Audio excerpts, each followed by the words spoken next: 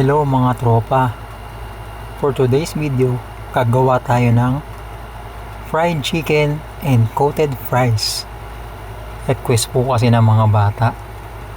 Gusto daw nilang kumain ng fried chicken and fries. Kaya gagawa tayo. But first, slice muna natin yung ating pang fries, coated fries. Yan, ganyan lang po ang hiwa. Yan. Naghiwa lang po ako dito ng dalawang large na potato para sa ating coated fries. Yan.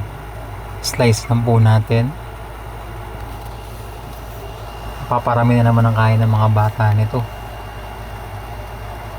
Alright. Ayan na po.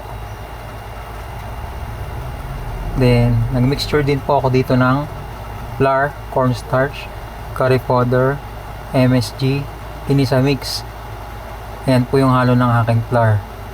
Then, okay na yung patatas natin. Pinakuloan ko pala siya ng mga 3 minutes.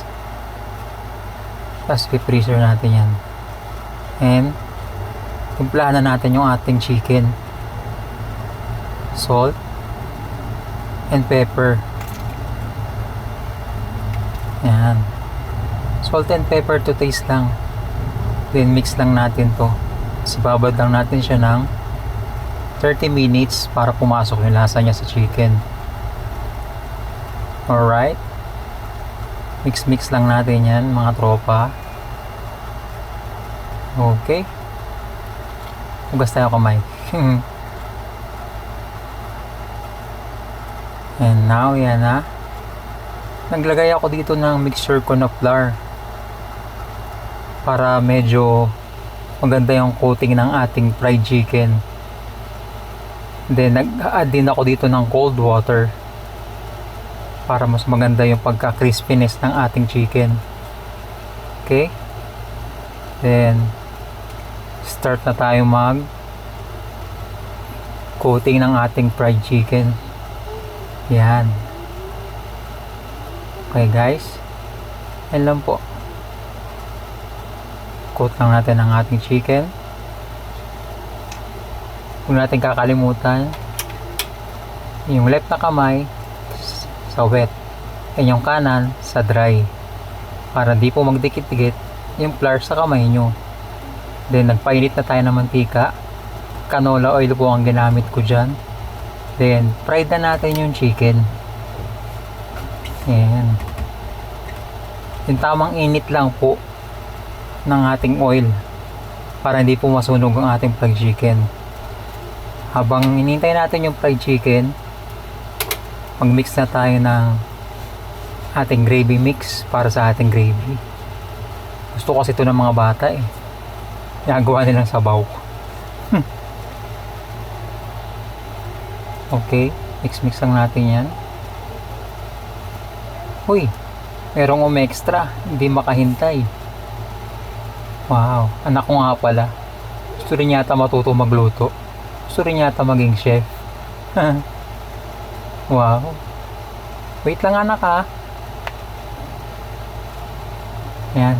Check natin yung ating fried chicken. Wow. Ganda ng kulay niya mga tropa. Crispy and golden brown. Ayan. Prinito ko lang po siya ng mga 15 minutes. Kasi medyo malaki-laki po yung ating chicken. Yan. Pero kung tamang laki lang po, kahit mga 10 minutes luto na. And habang hinihintay natin yung fried chicken, gawin na rin natin yung ating gravy. Yan. Kung may wire whisk kayo sa bahay, ayun po gamitin natin para mas maganda po yung texture ng ating gravy.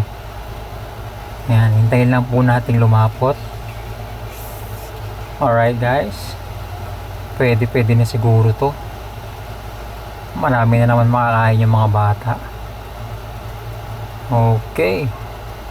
Pwede na to. Then pagtaas ng ating fried chicken, next na natin yung ating coated fries. Yan.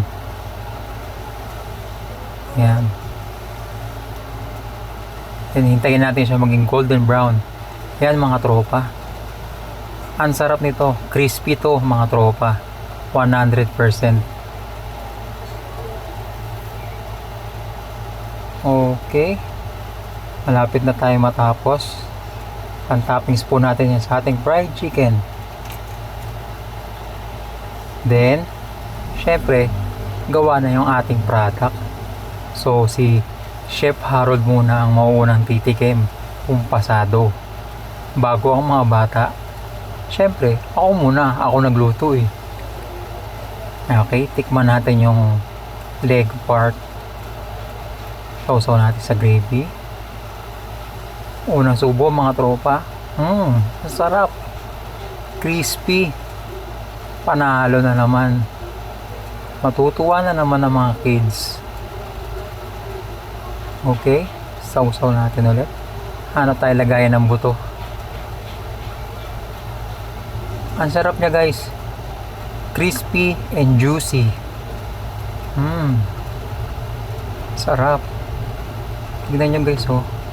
Crispy siya, tas juicy siya sa loob. Panalo, sarap. Okay. Tikman naman natin yung ating coated fries. Guys, crispy siya. Napakasarap nito. Quality. Pero para ka nang kumain sa mga restaurant nito. Quality. Good quality talaga. Okay. Gawa na kayo guys. Kayang-kaya nyo to. Alright. Gawa na ang ating fried chicken and coated fries. Tara guys. Pakainin na natin yung mga bata. Alright.